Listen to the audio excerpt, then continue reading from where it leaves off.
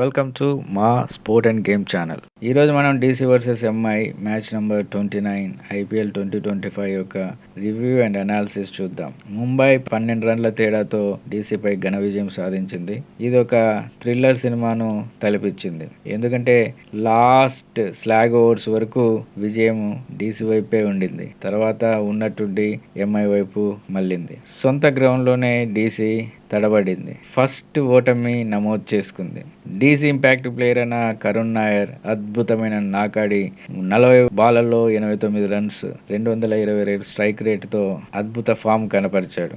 MI impact player Karn Sharma కూడా అద్భుతంగా bowling చేసి 3 వికెట్లు తీసుకుని ఎంఐకి విజయాన్ని అందించాడు. 19వ ఓవర్లో 3 రన్అట్లతో డీసీ కుప్పకూలింది. టాస్ గెలిచి డీసీ బౌలింగ్ ఎంచుకుంది. ఎందుకంటే అక్షర్ పటేల్ చెప్తూ తాము చేజింగ్ ను బాగా చేస్తున్నామని, ఫస్ట్ టైం ఈ పిచ్ మీద ఆడుతున్నాం కాబట్టి పిచ్ ను స్టడీ చేయాలని చెప్పాడు. కానీ అసలైన కారణం ఏంటంటే సెకండ్ ఇన్నింగ్స్ కు డి యొక్క ప్రభావం పడుతుంది కాబట్టి తాము ఎక్కువ స్కోర్ చేయొచ్చు అని అనుకున్నాడు. తను చెప్పే మాటల్లో అక్షర్ కొద్దిగా ఓవర్ కాన్ఫిడెంట్ గా కనిపించాడు. ఎందుకంటే ఆడిన 4 మ్యాచ్లు వాళ్ళు గెలిచారు కాబట్టి. తర్వాత హార్దిక్ పాండ్యా మాట్లాడుతూ తను కొన్ని కరెక్షన్స్ చేసుకున్నానని, అది ఎమోషనల్ గా కొద్దిగా ఇంబ్యాలెన్స్ అయినాను ఇంతకుముందు మ్యాచ్ లో, ఇప్పుడు అయితే తను బ్యాలెన్స్డ్ గా ఉండాలని, కామ్ గా ఉంటే అన్ని బాగా జరుగుతాయని చెప్పాడు. కాబట్టి ఈ మ్యాచ్ మనకు కరెక్షన్ కు లిటిల్ ఓవర్ కాన్ఫిడెన్స్ కు మధ్యలో జరిగింది. ఆఖరికు కరెక్షనే గెలిచింది అని చెప్పొచ్చు. ఇప్పుడు ఫస్ట్ ఇన్నింగ్స్ అయిన ముంబై బ్యాటింగ్ చూద్దాం. రోహిత్ అండ్ రికిల్టన్ ఇద్దరు ఓపెనర్స్ గా వచ్చి అద్భుతంగా బ్యాటింగ్ చేస్తూ 10 రన్ రేట్ పైన స్కోర్ ను ముందరికి పోనిచ్చారు. అదే రన్ రేట్ లాస్ట్ వరకు మెయింటైన్ చేయబడింది. ఇద్దరు పేస్ బౌలర్లకు మిచెల్ స్టార్క్ మరియు ముఖేష్ కుమార్ కు ఇద్దరికి మంచి షాట్స్ ఆడడం మొదలు పెట్టారు. అది చూసిన అక్షర్ పటేల్ 5వ ఓవర్లోనే విప్రాజ్ నిగమ్ కు బౌలింగ్ ఇచ్చాడు. దాంతో ఆ ప్లాన్ వర్కౌట్ అయ్యి ఫస్ట్ వికెట్ రూపంలో రోహిత్ శర్మ ను ఎల్బిడబ్ల్యూ చేశాడు. తర్వాత వచ్చిన సూర్యకుమార్, తిలక్ వర్మ ఇద్దరు కలిసి చాలా బాగా బ్యాటింగ్ చేయడం మొదలు పెట్టారు. మంచి పార్ట్నర్షిప్ బిల్డ్ చేసుకుంటూ వచ్చారు. అది చూసిన అక్షర్ పటేల్ వీళ్ళిద్దరు లాస్ట్ వరకు ఉంటే ప్రమాదకరమని తెలుసుకొని మధ్యలో మోహిత్ శర్మకు ఓవర్ ఇచ్చాడు. మోహిత్ శర్మకి ఇచ్చిన వెంటనే సూర్యకుమార్ ఫ్రీగా షాట్స్ ఆడడం మొదలు పెట్టాడు. దాని తర్వాత కుల్దీప్ కి ఇవ్వడంతో కుల్దీప్ బౌలింగ్ లో కూడా షాట్ ఆడబోయి క్యాచ్ ఇచ్చి వెనుదిరిగాడు సూర్యకుమార్. సో అక్షర్ పటేల్ యొక్క ప్లాన్ ఫలించిందని చెప్పవచ్చు. నెక్స్ట్ వచ్చిన హార్దిక్ పాండ్యా ఏమంతా స్కోర్ చేయలేకపోయాడు. ఓన్లీ 2 రన్స్ మాత్రమే చేశాడు. కానీ తర్వాత వచ్చిన నమన్ మరియు తిలక్ ఇద్దరు కలిసి మంచి పార్ట్నర్షిప్ బిల్డ్ చేసి ముంబైని 205 వరకు చేర్చగలిగారు. ఆల్మోస్ట్ అందరు బ్యాట్స్మెన్స్ చాలా మంచిగా ఆడారు. వాళ్ళలో రికిల్టన్ 25 బంతుల్లో 41, సూర్యకుమార్ 28 బంతుల్లో 40, నమన్ 17 బంతుల్లో 38, రోహిత్ శర్మ 18 పరుగులు చేసి ముంబైకి మంచి స్కోర్ను అందించారు. ఇప్పుడు సెకండ్ ఇన్నింగ్స్ అయిన డీసీ బ్యాటింగ్ అనాలిసిస్ చూద్దాం. ఫస్ట్ ఓవర్లోనే డి చాహర్ ఓపెనర్ అయిన ఫేజర్ వికెట్ ను పడగొట్టాడు. దీంతో ముంబైకి మంచి స్టార్టింగ్ అనుగ్రహించాడు. తర్వాత వచ్చిన డీసీ ఇంపాక్ట్ పైన కరుణ్ నాయర్ మంచి షాట్స్ ఆడుతూ సీమర్లను బెంబేలెత్తిచ్చాడు. Powerful cut shots, powerful hook shots ఆడుతూ సీమర్లకు బౌండరీలు కొట్టాడు. వాళ్ళు కొత్త బౌలరా, పాత బౌలరా, సీనియర్ బౌలరా అని తేడా లేకుండా ప్రతి బౌలర్ ను చితకబాదాడు. దాంట్లో బుమ్రా, హార్దిక్ పాండ్యా, శాంటనర్, బౌల్ట్ కూడా ఉన్నారు. ఒక ఓవర్లో అయితే బుమ్రాకు 2 సిక్స్లు కొట్టాడు. 2 సిక్స్లు కొట్టి 22 బాళ్లలో 50 రన్లు కంప్లీట్ చేసుకున్నాడు. ఒక ఓవర్లో హార్దిక్ పాండ్యాకు స్కూప్ షాట్ తో 6 కొట్టాడు. దీంతో హార్దిక్ పిచ్చెక్కినట్లయింది. కానీ కంట్రోల్ చేసుకున్నాడు.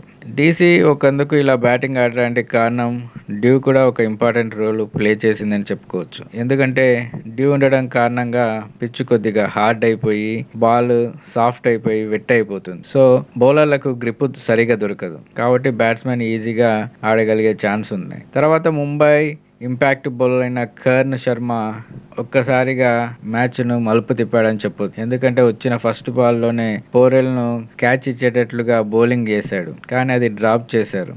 అదే ఓవర్లో కరుణ్ కూడా 2 బాళ్లు బీట్ అయ్యాడు.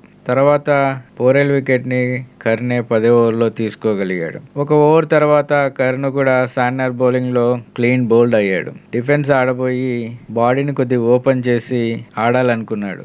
కానీ అవుట్ అయ్యాడు. ఎందుకంటే కరణ్కు కొద్దిగా ఫిట్నెస్ తక్కువ ఉందని చెప్పొచ్చు. అతను టైర్డ్ అయిన సంగతి శానర్ గ్రహించి క్రాస్ సీమ్తో క్విక్కర్ రౌండ్ వేశాడు. అది బాల్ తిరగకుండా డైరెక్ట్ గా స్టెమ్స్ కొట్టేసింది. దీంతో కరణ్ వెనుదిరిగాడు. ఒక ఓవర్ తేడాతో మంచి బ్యాట్స్మెన్ అయిన పోరెల్ అండ్ కరణ్ అవుట్ అవడంతో ఒక్కసారిగా రన్ రేట్ పడిపోయింది. తర్వాత వచ్చిన అక్సర్ 2-3 బౌండరీస్ కొట్టినప్పటికీ వెంటనే అవుట్ అయ్యాడు. ఒక రెస్పాన్సిబిలిటీ తీసుకొని కెప్టెన్ ఇన్నింగ్స్ ఆడలేకపోయాడు. ఇది కూడా ఒక దెబ్బ అని చెప్పొచ్చు. ఇంకొక విషయం ఏమిటంటే 16వ ఓవర్లో బాల్ చేంజ్ చేశారు. ఆ డ్రై బాల్తో కరణ్ బాల్ని బొంగరంలాగా తిప్పడం మొదలుపెట్టాడు. దాంతో స్టబ్స్, రాహుల్ ఇద్దరు వికెట్లు చేజార్చుకోవాల్సి వచ్చింది డీసీ. కరణ్ ఒక్కసారిగా మొమెంటంను ముంబై వైపు తీసుకువెళ్ళాడు.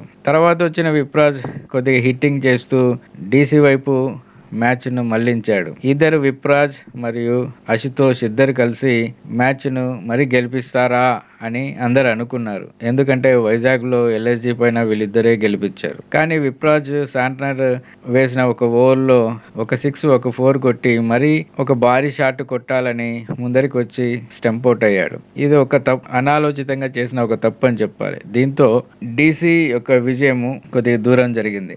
లాస్ట్ 2-3 ఓవర్స్ లో 12 రన్ రేట్ తో డీసీ బ్యాటింగ్ చేయవలసి వచ్చింది. ఈ ప్రెజర్ తో అశుతోష్ నాన్ స్ట్రైకర్ కి ఎవరికి ఛాన్స్ ఇవ్వకుండా తనే భారీ షాట్లు ఆడటం మొదలు పెట్టాడు. కానీ 19వ ఓవర్లో లేని రన్ను తీసుకోబోయి సెకండ్ రన్నుకు రన్అట్ అయ్యాడు. అదే ఓవర్లో కుల్దీప్, మోహిత్ కూడా రన్అట్ అయ్యారు.